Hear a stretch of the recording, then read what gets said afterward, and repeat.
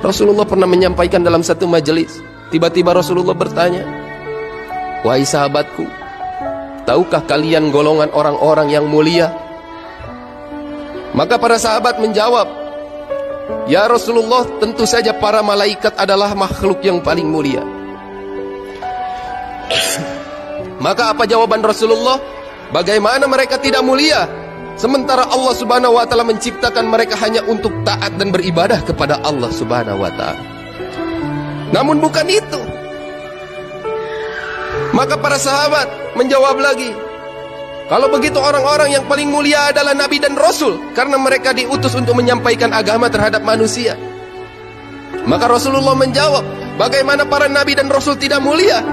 Karena memang tugasnya adalah menyampaikan risalah kebenaran dari Allah Subhanahu wa ta'ala. Maka Rasulullah lama menundukkan kepalanya sambil meneteskan air mata. Hadirin yang mulia, ternyata yang disampaikan oleh Rasulullah, tahukah kalian bahwa golongan yang mulia itu adalah umatku yang jauh lahir daripada zamanku. Dia tidak pernah melihatku dengan matanya, tapi mereka beriman kepada aku. Bapak-bapak, antum-antum Pak, semuanya, antum-antum bisa nangis karena sunnah Pak. Antum-antum sebenarnya yang dirindukan oleh Rasulullah, dan ini yang membuat Abu Bakar cemburu. Hadir sampai Rasulullah mengatakan, tuba, sungguh beruntung liman amanabi, orang yang beriman kepadaku. Waroni marotan, beliau mengucapkannya 1 kali. Tapi Rasulullah tidak berhenti sampai di situ. Beliau mengatakan sampai 7 kali, tuba, tuba, tuba, tuba, sampai 7 kali. Sungguh beruntung, beruntung, beruntung, beruntung liman amanabi, orang yang beriman kepadaku namun matanya tidak pernah melihatku. Ajib. Waditu ani lakitu ikhwani, aku rindu terhadap saudaraku, kata Nabi. Maka para sahabat hari itu cemburu dan bertanya, ya Rasulullah, kami saudaramu. Awalaisa nahnu ihwanuk, bukankah kami saudaramu? La, kata Nabi, bukan. Saudaraku adalah orang yang beriman kepadaku, namun mereka tidak pernah ada kesempatan berjumpa dan melihatku. Bapak-bapak harus yakin Pak. Ulama kita mengatakan satu orang menghidupkan sunnah Nabi, maka hari ini Rasulullah tersenyum-senyum lagi. Berapa banyak orang hari ini yang meninggalkan sunnah Pak? Datang sholat Jumat pakai lepis Pak. Datang sholat Jumat tidak menggunakan penutup kepala. Tidak ada yang mengingatkan. Sementara Rasulullah rindu terhadapnya. Hadir. Tapi asbab bapak-bapak keluar 3 hari, bapak-bapak mengenal sunnah, maka Allah tanamkan sifat ingin menyampaikan terhadap orang yang belum tahu. Asbab siapa Pak? Asbab risau Nabi. Nabi itu nggak pernah memikirkan dirinya sendiri. Hadirin, bahkan sampai di sakaratul mautnya, apa yang terucap dari lisannya kecuali umat. Hadirin,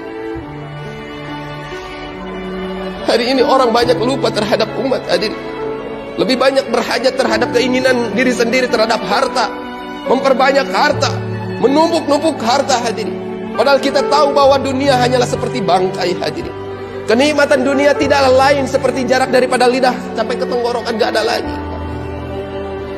Rasulullah jauh memikirkan hal itu. Hadirin, bagaimana setiap umatnya masuk daripada surganya Allah. Ada salah seorang sahabat Nabi yang dia melakukan satu amalan masjid setiap harinya. Beliau meluangkan waktunya selalu berada di pojok kanan saf paling depan. Dan ternyata hadirin yang mulia, ketika para sahabat berlomba-lomba mendekatkan rumahnya kepada Masjid Nabawi, hari itu dia justru menjauhkan rumahnya daripada Masjid Nabawi. Terdengar kabarnya kepada Rasulullah, maka disampaikan ada seorang sahabat menjauhkan rumahnya daripada masjid. Panggil oleh Nabi, kenapa engkau menjauhkan rumahmu daripada masjid? Maka sesungguhnya ya Rasulullah, aku telah mendengar hadis daripada engkau, bahwasanya setiap langkah ke masjid Allah akan memperhitungkannya. Maka aku membuat rumah yang paling jauh. Dalam satu riwayat, mendekati pintu gerbang Madinah, jadi paling jauh, paling ujung. Untuk datang ke masjid dia membutuhkan waktu 3 jam sebelum sholat dimulai. Ini masalah sholat Pak. Bapak-bapak sekarang jadi da'i, untuk sholat jangan mendengar dulu azan, sebelum azan sudah jalan ke masjid. Ini sahabat hadirin yang mulia, 3 jam sudah ada di saf paling depan di pojok paling kanan. Bapak bayangkan ketika sholat subuh dia datang jam berapa ke masjid? Kalau perjalanannya 3 jam. Sehingga Rasulullah selalu rindu hadirin. Namun tiba-tiba ketika satu majelis, sahabat tersebut tidak ada di saf paling depan. Para sahabat hari itu tidak ada yang paham, tidak ada yang risau terhadap salah satu sahabat yang tidak ada.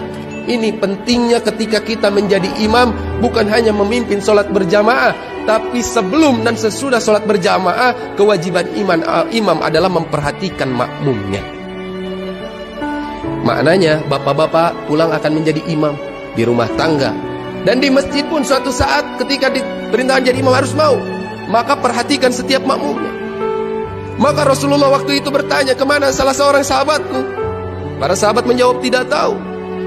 Setelah sholat subuh dilakukan, maka ditanya lagi oleh sahabat, adakah yang tahu rumahnya? Beberapa sahabat tahu, maka diantarkan. Rasulullah dan para sahabat melakukan perjalanan 3 jam sampai tiba ke rumahnya ketika waktu duha. Maka ketika datang ke rumahnya disampaikan salam. Ada seorang istri yang menjawab dengan suara yang tegar, Waalaikumsalam, dan itu tahu adalah yang datang Rasulullah. Kemudian hadirin yang mulia, seakan-akan perempuan tersebut ingin memberikan sesuatu kabar yang aneh yang dia lihat terhadap suaminya. Maka dia bertanya, benarkah engkau istrinya salah seorang sahabatku? Benar. Kenapa suamimu tidak datang ketika sholat subuh? Ya Rasulullah, tadi pagi suamiku telah meninggal. Lihat keadaan wanita yang beriman, dia tegar menghadapi. Biasa saja, walaupun dalam keadaan bersedih, dia bisa seperti itu. Suamiku sudah meninggal. Namun ya Rasulullah, aku melihat pemandangan yang tidak biasa atas suamiku ketika akan meninggal.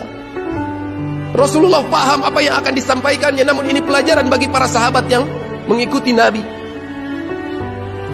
Maka disampaikan apa yang terjadi ketika sakaratul maut suamimu.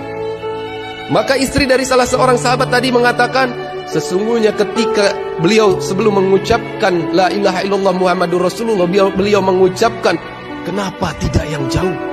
Kenapa tidak yang jauh? Kenapa tidak yang jauh? Dengan perasaan yang seakan-akan menyesal, beliau mengucapkan. Kemudian diikuti perkataan yang kedua, kenapa saya tidak berikan yang baru? Kenapa tidak yang baru? Kenapa tidak yang baru? Kemudian beliau pun mengatakan, kenapa tidak semuanya? Kenapa tidak semuanya? Kenapa tidak semuanya? Rasulullah paham. Maka Rasulullah menyampaikan, sesungguhnya sahabatku, Allah buka hijabnya di sakaratul maut. Allah tampakkan di mana posisi surga dia dan di mana letak dirinya. Jadi diperlihatkan surganya. Ketika suamimu berkata kenapa tidak yang jauh, karena Allah lihatkan setiap langkah pahalanya menuju masjid. Jadi setiap langkahnya Allah tampakkan pahalanya, sehingga orang di sakaratul maut dia menyesal. Kenapa langkah saya tidak lebih jauh? Kenapa rumah saya tidak lebih jauh lagi? Ternyata pahalanya besar sekali. Ini orang sudah di dalam surga tapi lebih menyesal lagi hadirin. Maka yang kedua, kenapa tidak yang baru? Ternyata sahabat tersebut ketika akan sholat subuh dalam keadaan dingin, dia menggunakan 2 pakaian. Satu pakaian yang baru di dalam, pakaian yang lama dia gunakan di luar. Bertemu seseorang yang kedinginan, dia berikan pakaian yang lama. Ternyata di sakaratul maut Allah tampakkan pahala pakaian yang lama yang diberikan begitu besarnya. Maka dia menyesal, kenapa saya tidak berikan yang baru, yang baru, yang baru. Pahalanya Allah tampakkan dan letak surganya Allah tampakkan. Kemudian yang ketiga, kenapa tidak semuanya? Pernah ada satu orang yang lapar, datang meminta kepadanya ketika dia sarapan, dia hanya membelahkan sepotong roti. Maka dia menyesal, kenapa saya tidak berikan semuanya, semuanya, semuanya.